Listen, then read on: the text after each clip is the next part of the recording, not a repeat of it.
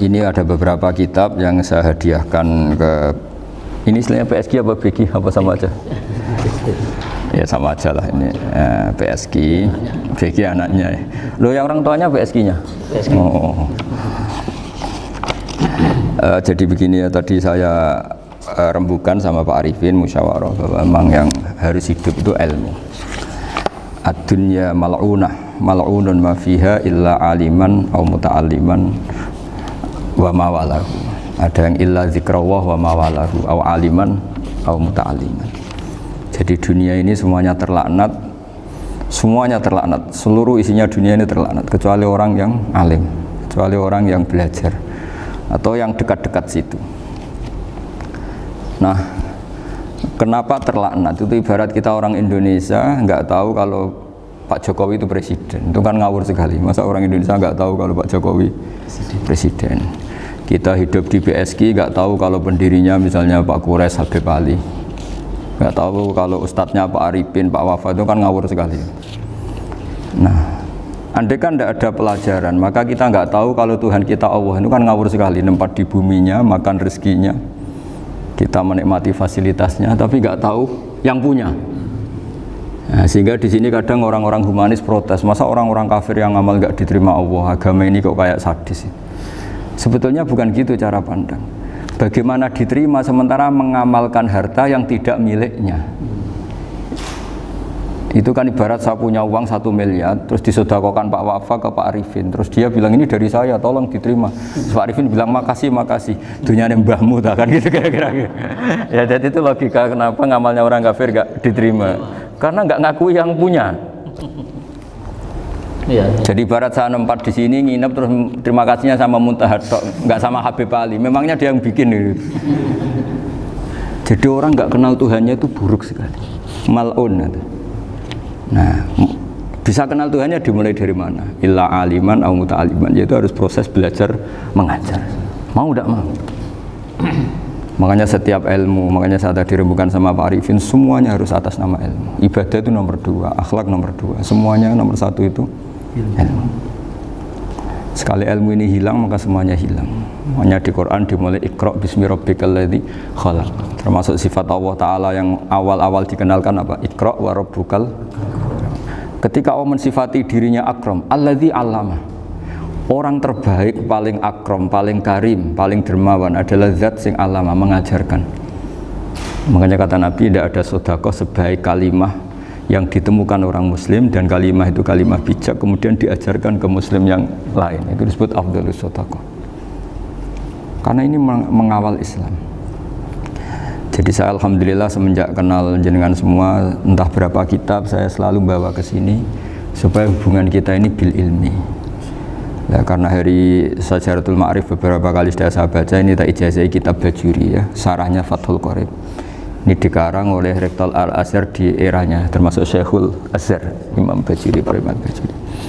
Di sini saya ingin terangkan Kitabudz Dzabaih, tentang, ya didengerin saja kalau nggak bawa kitab. Ini yang takrib sama sarah, supaya sampean tahu kenapa harus ada sarah. Ya, saya ulang lagi, kenapa harus ada apa? Sarah. Sarah itu penjelas. Karena kelemahannya matan apapun sempurnanya, saya ulang lagi, kelemahannya matan apapun sempurnanya itu pasti ya nggak sempurna, namanya manusia. Dan tidak sempurna ini menjadikan kadang salah paham, sehingga mau tidak mau harus ada apa? Sarah. Jadi misalnya begini ya, di matan misalnya diterangkan zaman matan, penyembelian itu harus pakai bismillah. Kalimat harus ini harus dengan arti taruhan sah tidak sah, apa harus sebagai etika, apa harus sebagai supaya kebiasaan baik ini bertahan. Saya ulang lagi ya, misalnya Pak Arifin dawuh teng jenengan cung nak nyembelih pitik kudu maca bismillah.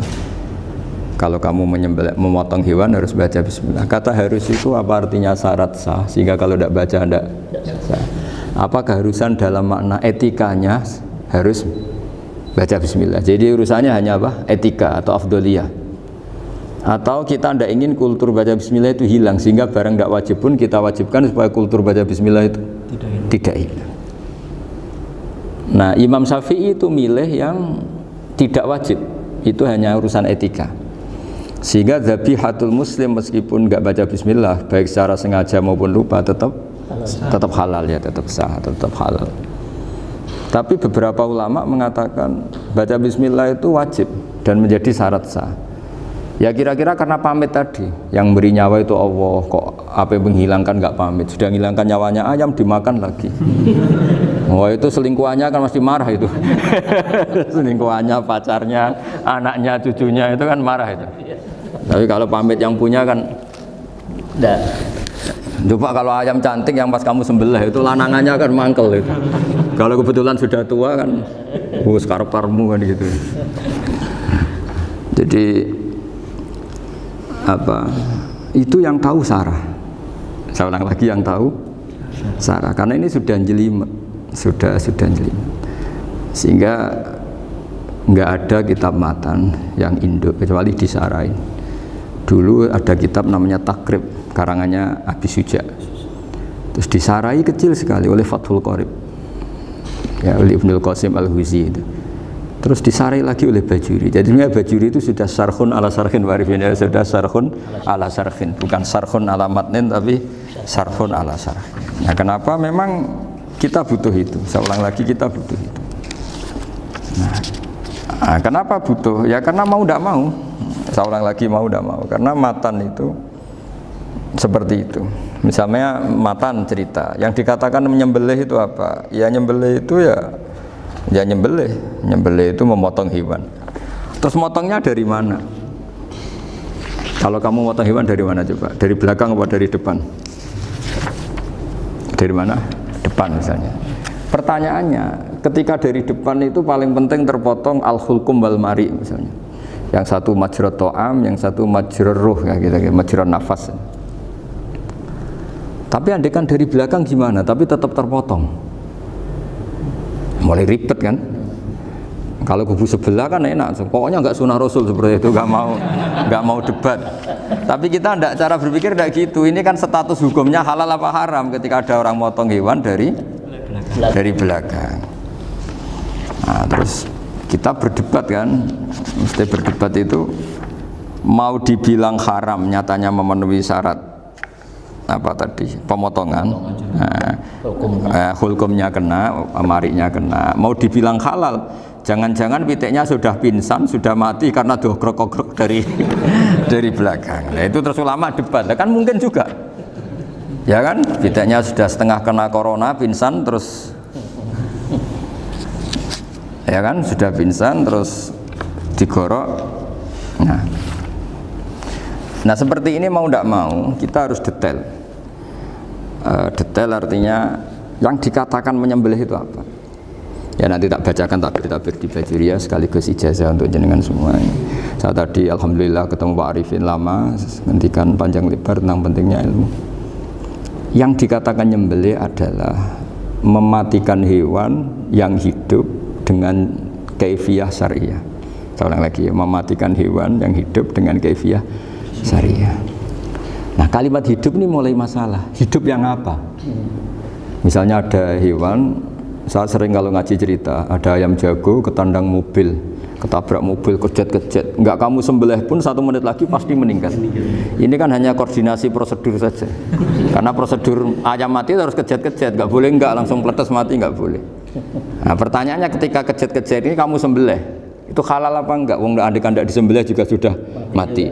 Artinya penyembelihan ini kan enggak memberi kontribusi pematian, tapi enggak ngefek gitu. Makanya terus ada perdebatan, ada hayatun mustaqirrah, ada hayatun ittiroriyah, ada harokatu masbuh. Itu kalau enggak sarah enggak bisa. Lalu pertanyaan nakalnya begini, saya itu betul pernah ngalami itu. Wayam jago itu kan mahal, apalagi kalau Bangkok kan. Saya pas jalan-jalan sama anak saya, sama jalan-jalan mau ke pasar itu di pertolongan tuwer mak. Gus halal toh ora? Kadang tanya orang awam, halal kata saya gitu. Padahal andai kan tidak disembelih ya pasti mati. Suatu saat ada yang mengkonfirmasi lagi. Saya bilang kalau kiai ya tidak pantas makan ayam gitu, tapi kalau kamu tidak kiai ya pantas saja. Daripada rata halal lo gremeng eman kan ribet. Nah sebetulnya itu dalam mazhab Syafi'i itu tidak halal karena dia sudah tidak punya hayatun mustaqirrah.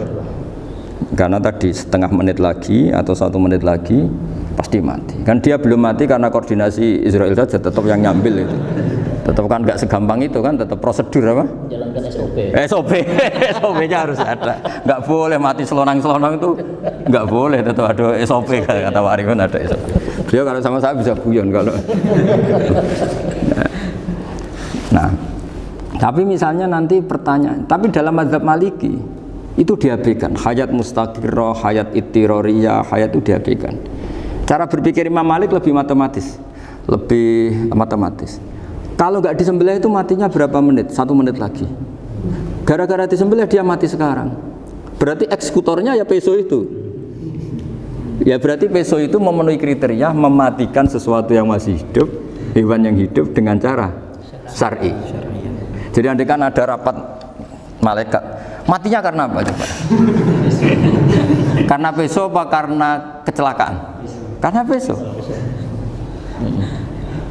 Ya kan? Karena kalau nggak tanpa peso nunggu 1 menit, gara-gara disembelih langsung terjadi sekarang. Nah karena hukum halal ini yang menarik dan menguntungkan. Di bab ini orang jadi Malikiyah semua.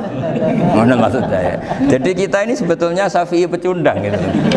Syafi'i partai politik. Jadi kalau sedang tidak menguntungkan ya tidak. Kata siapa kita Syafi'i banget? Tidak juga itu. Ya, jadi karena tadi ya kalau pada level perdebatan ulama itu ada tadi ya, ada seperti itu, ada hayatun mustaqirrah, ada hayatun ittiroriyah, ada harokatul masbuh. Jadi tak baca ya supaya dapat barokahnya ulama ya. Jadi tak baca redaksinya. Ini di halaman, terus kitab ini saya tinggal sebagai amal saya, keluarga saya, sebagai penghormatan saya sama Habib Ali, Habib Qures, Habib Hussein semuanya, Pak Arifin dan Bismillahirrahmanirrahim. Wa'lam. Ini halaman 562, ikutnya bab kitab ahkami sayyidi wa dzabai. Ya jadi nanti yang mungkin kalau beda halaman cari di babnya kalau beda halaman cari di babnya.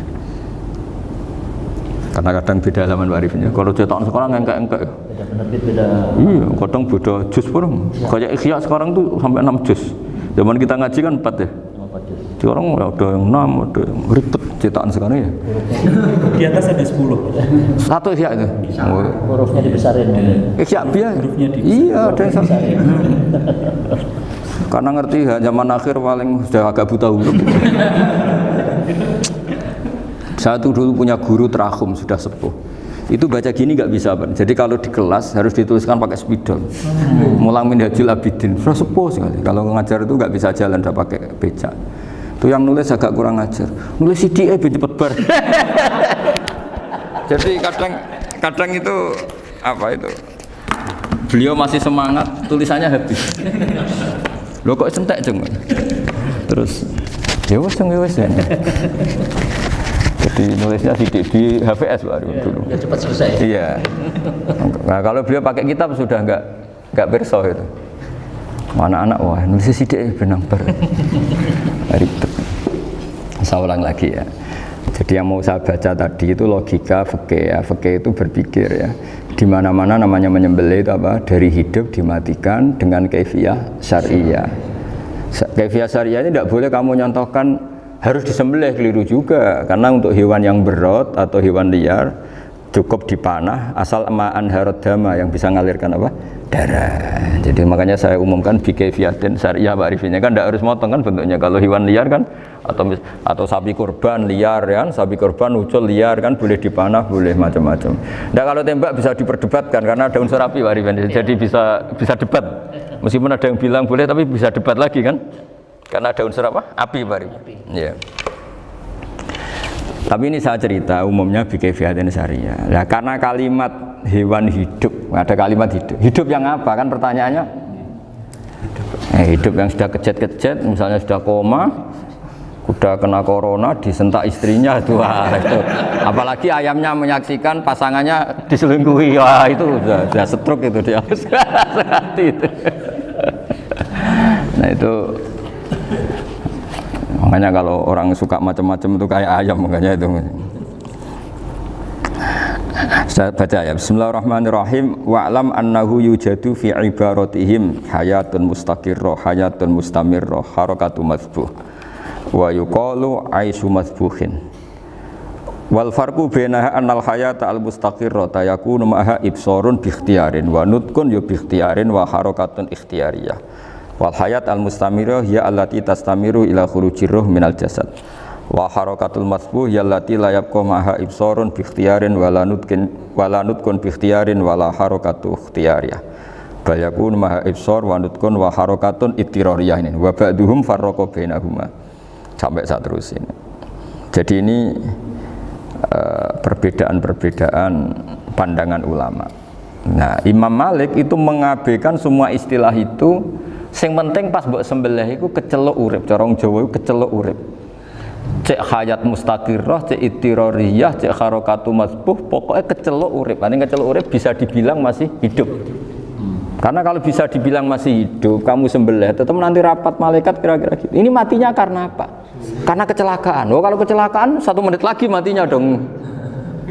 Tapi kan matinya sekarang ya karena disembelih. Nah, tadi saya bilang sebenarnya mazhab Syafi'i itu tidak seperti itu.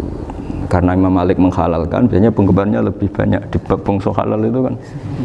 Penggemarnya masih banyak. Tapi ya sudahlah, itu masih ahli sunnah karena salah satu dari mazhab 4. Tapi logikanya juga masuk. Jadi kita bukan sekedar taklid ke Imam Malik, tapi kalau kita ikhtiyat ikut Imam Syafi'i ya monggo, karena mungkin secara medis karena mengalami seperti itu mungkin tingkat kesehatannya apanya sudah ya sudah lah, yang penting makanya terus orang Jawa pinter, nak PTE jago ya halal, nak cilik enggak lah. Itu kan ibarat perdebatan antara kepiting sama yuyu. Yang menghalalkan kepiting itu mengharamkan yuyu, tahu yuyu yang kecil di sawah ya. Tak tanya, kenapa yuyu halal? Karena amfibi Gus, bisa hidup di dua alam. Memangnya kepiting enggak? Oh beda.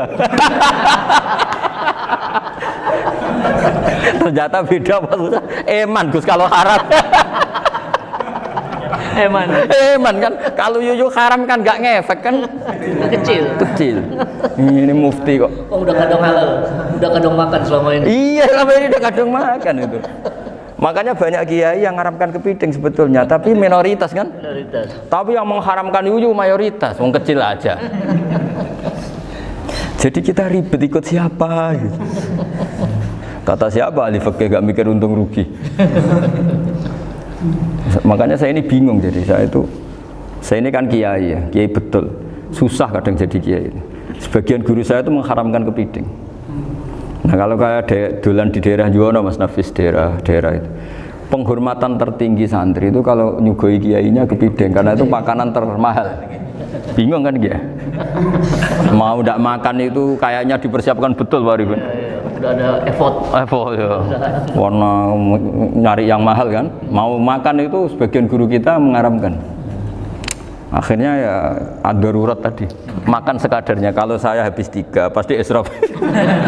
Kalau habis 1 prosedur hormat yang nyugui. Itu susahnya jadi kiai. Kalau kamu kan tidak kiai, mumpung gratis. Enaknya gak jadi kiai kan itu Mas. Pertimbangannya mumpung gratis. Sudah gitu masih mun dibutuh mawon, makai dibutuh mawon. Oh digawa tenan. Tapi sebetulnya ada sisi naif dari yang bilang halal tadi. Ketika yang bilang halal, naif itu versinya, tapi ya nggak apa-apa, semoga dimaafkan Allah. Naifnya tadi, tapi saya tidak tapi itu masalah khilafiyah ya. Semoga yang mengatakan halal juga benar, karena punya perhitungan iman tadi. Tapi yang bilang halal itu tak tanya, yuyu itu halal apa haram? Lucunya jawab haram semua. Yuyu bahasa Indonesia nggak ada kayaknya. Nggak tahu juga saya apa. Yang penting paham tapi yuyu, yang kecil itu. Itu kalau diharamkan nggak ada yang protes ya? Nggak ada. Tapi kalau kepiting? Ini pakai model apa? Coba Pak Wafa, kalau alasannya amfibi, yuyu sama kepiting sama enggak? Kalau alasannya amfibi, hidup di 2 alam. Sama-sama. Kenapa kepiting jadi halal? Besar. Lebih bernilai. Ini juga mufti model baru. Mungkin move-nya menghalalkan gitu. Iya makanya itu. Kan jadi kayak tadi ayam jago tadi orangnya tak tanya akhirnya. Andekan yang kecelakaan tuh ayam kecil. Kamu tanya saya enggak? Ya enggak, terus langsung tak buang. Kan langsung dibuang. Berhubung ayam besar. Eman kan. Tapi nurani aja sebetulnya protes. Nyembelih wis klekek-klekek terus. Kadang kan wis apa kejet-kejet itu sudah tunggu SOP cara Pak. Ya tapi apapun itu ini ilmu harus didengar ya supaya sampean tahu ya ada hayat mustaqirrah, ada hayat mustamirrah, ada hayat ittirariyah, paling enggak kita ngerti lah. Karena nanti di bab B ya nyun sewu di bab apa B itu ya nanti enggak sahnya karena apa? Tidak mutamawal. Misalnya saya punya utang sama Pak Arifin ayam jago, tak bayar dengan jago yang mengalami kehidupan sudah seperti itu kan tidak sah. Meskipun itu hidup tapi sudah tidak hayat yang mustamirrah, tidak normal. Jadi ilmu itu apapun tidak cocok kita karena beda mazhab misalnya, tetap sebagai apa? Ilmu. Jadi jangan pernah anti ilmu meskipun kita tidak cocok. Dulu saya itu heran sama Abu Hanifah karena membolehkan merujuk wakaf. Wakaf itu kan nggak boleh ditarik kembali dalam mazhab Syafi'i dan hampir semua ulama bilang gitu. Tapi kalau kata Abu Hanifah, jika nazir yang nerima itu tidak sesuai rencana kita, keinginan kita itu boleh narik kembali. Fa innal waqfa atiyatun mahdhah, kata beliau, wakaf itu ya pemberian normal saja. Suatu saat ada peristiwa gini Pak Arifin ya, ada orang kaya raya mewakafkan tanah itu senilai kalau nggak salah itu 60 miliar. Singkat cerita beliau bermain apa gitu, bisnis apa itu bangkrut. Kemudian itu belum disertifikatkan wakaf. Kemudian nggak ada yang disawang coro Jawa, nggak ada yang dilihat, terus mau dibeli sama nyuwun sewu sampai yang mau beli yang mampu itu non muslim. Singkat cerita ada orang kaya muslim yang mau beli itu tapi ada problem karena itu wakaf. Tapi kalau nggak dibeli itu malah dibeli non muslim.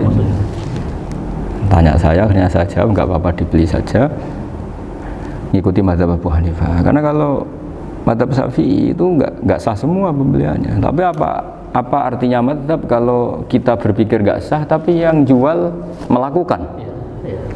Nah itu yang nggak dipikirkan oleh orang-orang fikih yang di Menara Gading. Apa gunanya kita bilang nggak sah tapi yang punya tanah tadi tetap menjual karena tidak mengindahkan hukum itu, mau apa coba? Makanya saya bilang bagi tentang Gus itu nggak ada kaulnya dalam mazhab Syafi'i. Saya bilang kamu mengharamkan itu tidak ada gunanya karena itu tetap dilakukan. Jadi kita pertimbangannya ndak itu, daripada dikuasai situ mendingan kita. Betul. Nah itu sisi-sisi fikih. Makanya ini kita ngaji fikih ndak segampang itu memberi fatwa karena pertimbangannya banyak Pak. Ndak hitam putih. Ndak hitam putih gitu maksud saya, ini cerita. Jadi nanti kamu ngerti. Jadi mau apa coba? Itu kan ibarat gini. Hukumnya kita ngajar perempuan itu masalah sebetulnya secara karena itu ajnabiyah. Tapi fikih mentoleransi li ajli ta'lim karena untuk belajar enggak apa-apa. Kalau sudah jadi fakta itu ribet. Dia maunya belajar sama kamu dan sekali kamu enggak mau belajar ke yang lain yang potensi menyesatkan. Jadi fikihnya bukan masalah nazar lagi, sudah penyelamatan. Ribet kan kalau sudah begitu. Saya punya kenangan yang menurut saya itu harus jadi trauma. Siapapun harus jadi trauma. Ini cerita sedikit. Ini masih ngaji fikih, pertimbangan. Ada orang itu sangat khusyuk Pak Arifin. Sangat khusyuknya di rumahnya Pak Wafa itu nggak ada TV, nggak ada motor, nggak ada apa saja. Ketika anaknya berkembang agak dewasa, itu pertama naik motor itu ya utang jasa sama kawan-kawannya. Pertama dia ngelihat nikmati TV ya dari kawan-kawannya. Corong Jawa, mbek tanggane lah. Padahal orang tuanya ini protektif justru karena banyak tangganya sing ndak pati Islami lah. Ya mereka orang Islam tapi ya nggak sholat, nggak apa. Singkat cerita orang tuanya ini datang ke rumah saya nangis Pak. Nangis Gus, sekarang saya ikrar bahwa mazhab Abah jenengan Kiai Nur Salim, bapak saya itu mazhab jenengan itu lebih hebat timbang mazhab kula. Nangis dia.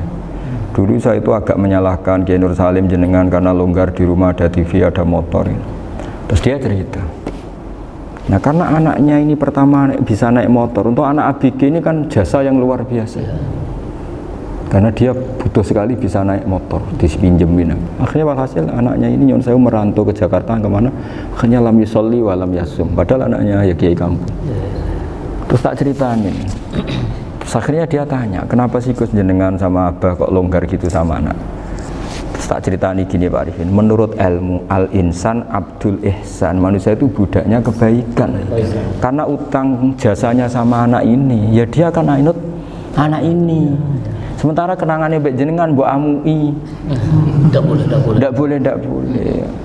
Dia baru ngakui, ya Gus saya itu nyun sewu hanya khusyuk tapi kurang ilmu. Tadi dia hanya berdasar khusyuk.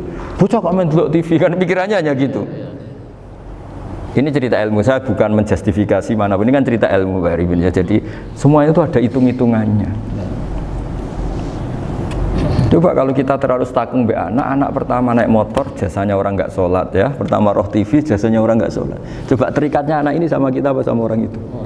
Sama orang itu. Bayangkan kalau umur ABG, kalau umur sak Arifin Pak Wafa ini nafsu astagfirullah kan. Gue cok tua nome orang. Gaya tok, bareng tua udah khusus gaya tok. Mestinya namanya bodoh. Ya saya sama semua. Cuma saya akan lebih jujur dari biasa. Jadi orang itu harus ngitung gitu. Itu kenapa Mbah Mun tuh kiai alim alama. Setahu saya dalamnya ada TV. Putra-putra ini lihat TV. Meskipun kita tidak mungkiri negatifnya TV, kita nggak mungkiri Pak Arifin ya. Tapi tadi ketika anak-anak ABG itu pertama lihat TV jasanya tonggone. Kalau kebetulan tanggane wong soleh nggak masalah ya. Kalau enggak, itu nangis ke rumah saya itu ya. Nyesel dia. Tapi saya bilang gini, ini jenengan tiang soleh, mesti anak jenengan suatu saat kembali. Coba pola jenengan harus rubah. Ya, ini hebatnya Nabi. Ketika Sayyidah Aisyah masih kecil, minta diperlihatkan Li'bul Habasyah. Itu ya diturutin kan masyhur itu. Kayak apa Nabi? Karena kalau nggak diturutin, pasti Sayyidah Aisyah akan ngidolakan mainan yang lain yang di luaran sana malah. Itu karena Nabi punya kearifan tadi. Jadi ini kan ilmu, lagi-lagi ilmu. Jadi yang semua itu harus dibaca dengan ilmu. Makanya kata Nabi, ad-dunya mal'unatun mal'unun fiha illa dzikrawah wa ma'alahu aw aliman aw muta'alliman. Karena dunia ini hanya bisa dibaca dengan ilmu. Yang diridhai Allah maksud saya hanya bisa saya itu banyak kenal menteri, kenal pejabat, tapi saya tidak pernah melihat itu sebagai pejabat. Melihatnya itu orang yang ingin belajar agama. Karena sekali salah melihat, yang hidup itu tamaknya Pak Arifin. Yang hidup kan tamaknya. Saya kenal orang kaya kok melihat kaya, yang hidup itu tamaknya, ingin dapat ini, dapat. Tapi kalau melihat itu sebagai hamba Allah yang ingin belajar, insya Allah kita selamat dari tamak. Meskipun kita ya manusia tidak sempurna. Setidaknya ketika dia lomo atau tidak lomo, nyalami template apa tidak ngefek, karena kita melihat ini mau belajar. Tapi kalau kamu didorong tamak, katanya orang kaya ternyata nggak tahu haknya kiai, ribet kan? Ribet. Ya kalau kamu punya santri cantik ya lihat itu sebagai santri kamu. Jangan melihat ini mau nggak sama saya, kalau enggak ya wah ya ribet kalau gitu. Ini anak-anak muda harus dilatih ikhlas, bahaya ini santri-santri sampean kalau nggak dilatih ikhlas ini bahaya. Karena ini belum punya penggemar pejabat, paling ya anak-anak yang ya tadi ABG. Jadi Sarah kembali lagi, Sarah itu membicarakan itu detail. Jadi ya makanya kenapa orang mati yang lahir langsung meninggal itu nggak wajib disolati. Alasannya di fikih ya lucu, karena dikatakan sholat mayit, di mana-mana mayit itu sabakohu hayatun. Di mana-mana namanya mati itu terdahului oleh hidup. Nah ini nggak pernah hidup langsung mati. Jadi fikih itu ya kadang lucu. Ya gitu aja alasannya. Kamu nyolati apa? Mayit. Kenapa kok mayit? Jadi mayit itu namanya mayit. Orang mati. Orang mati. Orang mati artinya pernah hidup. Nah itu Sarah. Jadi ketika matan hanya cerita wasiktu alladzi lam yastahila, nggak pernah nangis, lam yusalla alaih. Sarah bilang mergo ora tahu urip. Kalau nggak pernah hidup berarti nggak bisa dikatakan mati. Kayak sampean miskin itu kan nggak bisa dikatakan bangkrut. Ya miskin aja gitu loh. Kan gitu ya. Karena nggak pernah kaya. Kayak Mas Nafis nggak bisa dikatakan, oh itu Qurannya lupa gimana, nggak pernah hafal. Jadi yang dikatakan lupa itu pernah hafal. Nggak lupa nggak apa, Gus Qurannya lupa, gaya nggak pernah hafal kok bilang apa? Lupa gitu. Nggak boleh Pak Wafa bilang saya ini bangkrut apa? Nggak pernah kaya kok bangkrut kan? Jadi semua itu ada aturannya itu. Nah itu sarah, lagi-lagi sarah. Jadi bahkan banyak yang syarhun ala syarhin. Jadi kayak kitab takrib itu disarai Fathul Qorib. Jadi Fathul Qorib itu sudah sarah. Disarai lagi Bajuri. Nah, itu termasuk cerita itu ya. Cerita-cerita. Kalau baca Bismillahirrahmanirrahim. Ya, wa yakunu qad umma dzukira daf'atan wahidatan la fi daf'ataini. Islam tujad al hayat al mustaqira inda daf'atis saniyah. Amma idza wujidat al hayat al mustaqira daf'as saniyah fayakhilu al masbuhu aidan. Fasartu wujudul hayat al mustaqira fi ibtida'il wati akhir marrah. Wa makharu dzalika inda tulil fasli wa illa fala rafa'a sikina wa ada fawran aw alqaha liqaniya kalatan wa akhadha ghairaha fawran aw saqatat minhu wa akhadha ghairu halan aw qallaba wa qata'a biyama bagi hal al masbuh. Jadi ini masalah sarah. Sarah itu sudah detail. Misalnya gini, kamu motong ayam. Motong ayam harus sekaligus shred jadi. Jangan sampai nyuwun sewu 2 kali. Jangan-jangan misalnya gini, ayam tak potong pas ke kiri separuh. Ya, ke kiri separuh apa hulkumnya. Pak Arifin datang, Assalamualaikum Gus Pak, Waalaikumsalam, terus santai jagungan dulu. Jagungan sampai pesonya itu enggak meneruskan. Bareng-bareng salam, ingat lagi loh, ayam saya ini. Ketika saya meneruskan ini, potensi ayam ini sudah mati atau sudah hidup yang ini masih mazhab Syafi'i loh ya. Atau sudah hidup yang sudah tidak normal. Artinya apa? Penyembelian kedua yang mengeksekusi tadi sebenarnya mengeksekusi barang mati. Yang penyembelian pertama tidak bisa dikatakan penyembelian karena tidak sampai mati. Penyembelian kedua berstatus setengah mati. Nah, kalau seperti itu maka haram. Kecuali itu dilakukan secara fauron. Fauron dicontohkan nyembelih ternyata pesunya kedul terus ngambil yang lain, tapi fauron langsung atau terjatuh ngambil langsung. Ya itu boleh karena ditoleransi. Tapi kalau kalam ajnabi kayak tadi omongan Pak Arifin, seperti Pak Arifin sih, alhamdulillah sih, jaminan mau rawuh dari ayamnya asem mana? Ini harus sebar. Ini orang ngawur betul.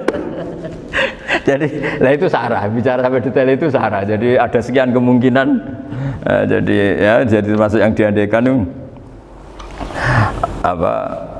Nah, hayat mustaqirah itu batasnya yakunu maha ibsorun bi ikhtiarin wa nutkun bi ikhtiarin wa harakatun ikhtiyariyah. Hayat mustaqirah itu kalau dia betok-betok itu ya karena karepnya. Maksudnya gini, gamane cara roh pitik wedok engkek ya cek karepe dhewe. Cara dia melihat peso itu karepe ya masih lari. Jadi misalnya ada ayam. Ayam kita sembelih baru luka sedikit. Belum sampai andaikan dibiarin ya mungkin suatu saat sembuh, luka. Terus melihat kamu lari ketakutan karena kamu dianggap gladiator, killer lah. Lah itu berarti punya hayat mustaqirah.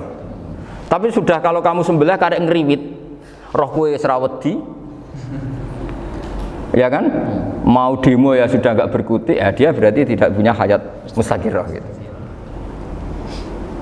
Ya batasannya itu Joro. Nah, dalam mazhab Syafi'i syarat sahnya penyembelihan harus hewan itu punya hayat mustaqirah. Nah ini sarah ya, jadi sarah itu lebih jelimet. Nah makanya kenapa tidak boleh nyembelih pakai yang tumpul Mas Nafis? Takutnya ayamnya itu mengalami dohtoh, atau kok ditekek. Misalnya sama nyembelih pakai peso tumpul, ini kini ketekek, takut. Kan dia misalnya ayamnya jantungan, roh peso wis setruk kan, udah gitu ketekek. Nah itu mati dulu pasti itu. Siksa.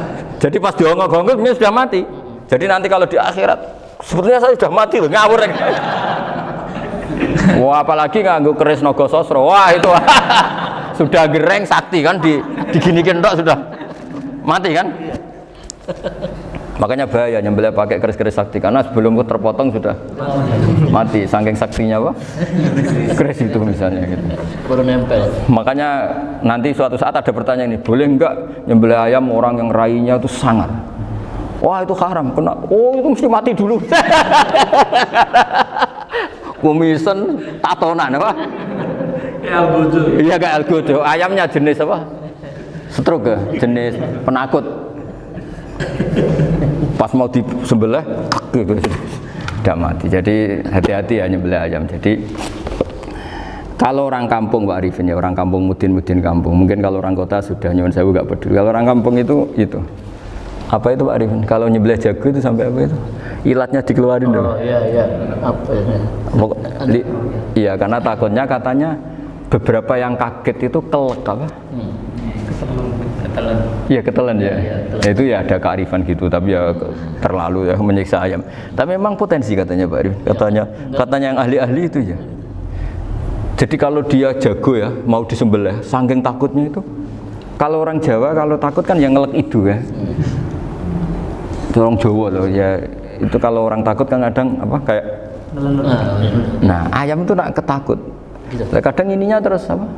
Lidahnya masuk. Akhirnya pas disembelih ini nggak kena. Nah makanya terus banyak mudin yang punya ikhtiar tadi. Pernah lihat Bapak yang ayam jago itu? Ilatnya ditarik, dikeluarin. Ya, itu ya tidak wajib, cuma tidak bisa kita salahkan. Tapi kata penyembelih yang lain tak tanya eksekutor yang lain, poe rodok dipenek Gus. Iku wis iso. Saya belum pernah nyembelih ayam karena ini kan selain nggak profesi saya juga nggak mentolonan saya.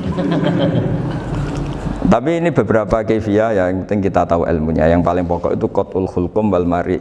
Ya kira-kira dalan sing dienggo nafas sama dienggo makanan tadi. Ya tapi itu tadi caranya semua itu harus mengalami atau masih punya hayatun mustaqirah. Nah, takutnya dalam konteks nyembelih yang apa tadi? Saya bilang separuh tadi. Itu jamnya normal enggak, itu sudah jam 11 ini? Jam 10. Cepetan juga. Oh, jam mati almarhum itu. Itu enggak halal disembelih itu sudah maitah ya. 10, 13, 10, 14 kan. Iya ya.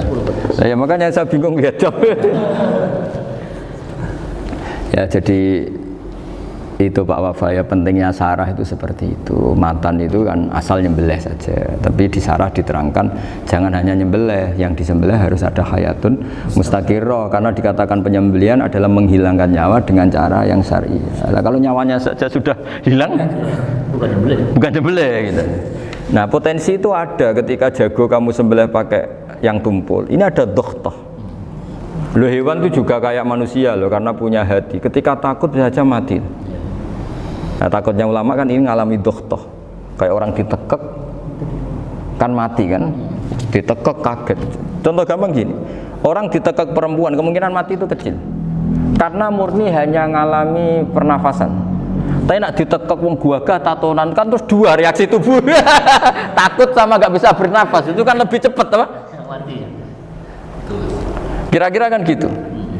Lah ini sudah takut dongok-dongok itu kan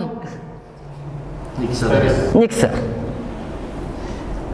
Saya sering ketemu orang yang ahli nyari ular, nyali apa. Itu ya gitu. Filosofinya sama seperti orang perang. Harus bikin takut. Iku kewan Gus nak disewentak, iku telelekan, jare telelekan iku apa Pak Anda bicara bahasa Batawi ini itu. Orang kaget terus terpaku itu. Apa enggak? Teorinya Khalid bin Walid kan gitu. Kalau perang supaya musuh takut. Kamu tahu saya, kami siapa? Gertak gitu. Ayat ji'na biqaumin yuhibbunal mauta kama tuhibbunal hayat. Kita ini bawa pasukan yang mereka mencintai mati kayak kalian mencintai hidup. Pasukan kami ini wah darwis, berani modar ya wis gitu, kira-kira gitu kalau bahasa Jawa itu. Gertak mati. Berani mati. Akhirnya musuhnya kan nah, di antara syaratnya perang kan gitu, harus bikin musuh itu takut, gemeter. Nah, telelekan itu gampang gitu loh. Telelekan itu pokoknya tadi loh Pak Arifin, kepaku tadi. Agak berkutik. Paham ya? Nah, jangan-jangan ayam yang kita sembelih mau wis wedi dongok-dongok mati duluan gitu. Nah, makanya terus kata musannaf kalau bisa itu wa yakunu madzukira bidafatin wahidah. Kalau itu usahakan sekali jadi. Tapi itu bukan berarti syarat sahnya harus sekali jadi. Kira-kira karena tadi gak kebayang kan kalau baru separuh tak Assalamualaikum Gus Pak, Waalaikumsalam Pak Arifin, sebuti kabarin. Baru itu terus ingat, diteruskan lagi, kemungkinan ini sudah mati apa? Nah makanya ya tapi lagi-lagi ini sarah ya, tak baca Bismillahirrahmanirrahim wa yakunu qad umadzukira daf'atan wahidatan la fi daf'ataini fa innahu yahrumul masbuh hina idin. Kalau dua kali, tapi dua kali maksudnya Yang satu kali ini mengakibatkan kematian. Dikatakan penyembelian belum sempurna, dikatakan hidup toh nanti pasti mati. Berarti tidak mengalami hayatun mustaqirrah. Paham ya? Jadi ini semoga dapat barokah dari para ulama. Jadi saya mohon nanti Pak Wafa, Pak Muntaha, teman-teman jangan hanya baca matan ya, pada level alim itu harus baca syarah karena matan itu nyuwun sewu tidak cukup untuk menjawab sekian kemungkinan. Nah, syarah itu sono fardul masalah. Ya Pak Arifin ya, mengandaikan masalah meskipun belum terjadi ya pengandaian sehingga nanti kalau terjadi kalau militer itu apa? A, B ya? Alternatif gimana? Kalau strategi itu kan ada sekian A, B, C. Kalau A gagal, B sudah siap. Oh, militer. Jadi kalau masuk surga pintu satu nggak bisa, itu kedua. Lewat teras Gus.